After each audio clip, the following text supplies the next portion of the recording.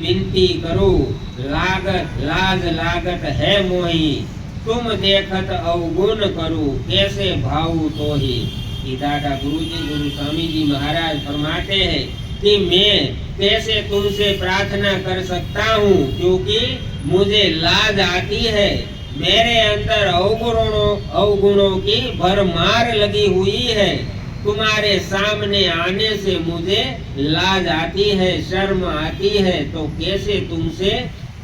कैसे मैं तुम्हें रिझाऊं और कैसे तुम्हें मैं पसंद आऊं। तो यह भाव है भक्तों के। भक्त अपनी गलतियों पर निगाह रखते हैं, पछताते हैं और बचने की कोशिश करते हैं। फिर भी यदि चूक हो गई तो प्रार्थना करते हैं कि हम अवगुणों की खान है। हम सत्संग के वचनों के सुनकर भी अपने अंतर में धारण नहीं कर पाते। इस कारण से हम ढूलमूल रहते हैं। हमारी यह कमजोरी, यह चूक हमें भक्त नहीं बनने देती, मेरे अंदर प्रतीत नहीं आने देता है। अपनी इस कमी के कारण सुमिरन में मन एकाग्र नहीं होता, हमारा मन भाग जाता है।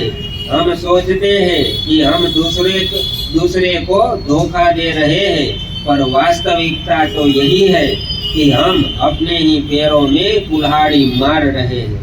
ऐसी प्रार्थना साध सदगुरु के चरणों में लगाकर मन उनके चरणों में सौंप देना चाहिए। जो अपने मन पर विजय पा लेता है वह दुनिया के सारे मन पर विजय पा लेता है, क्योंकि मन की गति को साध गुरु अच्छी तरह जानते हैं और अपने मन पर विजय पा चुके होते हैं। इसलिए अपने मन को साध गुरु के चरणों में सौंप दो और उनके आज्ञा में लग जाओ। यही साधक का गुण होना चाहिए और यही गुरुमुखी जीव का गुण होता है। तो दादा गुरुजी गुरु स्वामी जी महाराज फरमाते हैं कि जो अपने मन को जीत चुका हो वही सारे मन की गति को जान लेता है, सारे मन को वह पढ़ लेता है, सारे मन के ज्ञान को वह जान लेता है।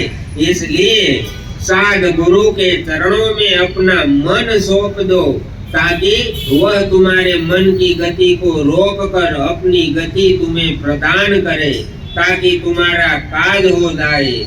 और यही से ही काज होता है। गुरुमुखी जीव जब अपने मन पर अंकुश नहीं लगा पाता तो वह प्रार्थना करता है, अपने आप को तुच्छ समझकर उस सतगुरु के चरणों में, साध गुरु के चरणों में अपने मन को, अपनी आत्मा को समर्पण करता है कि अब आप इसे संभालो।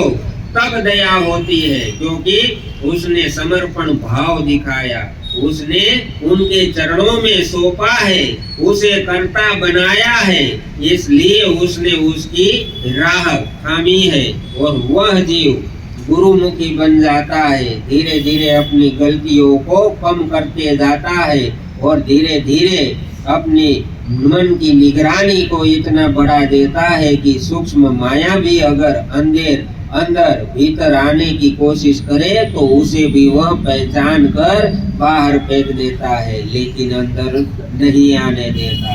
तो गुरुमुखी जीव बनना आसान नहीं है, लेकिन साध गुरु की चरण अगर तुम्हें मिल जाए तो गुरुमुखी बनना भी बड़ा सहज और आसान बन जाएगा। इसलिए तो दादा गुरु स्वामी जी महाराज फरमाते हैं और कहते हैं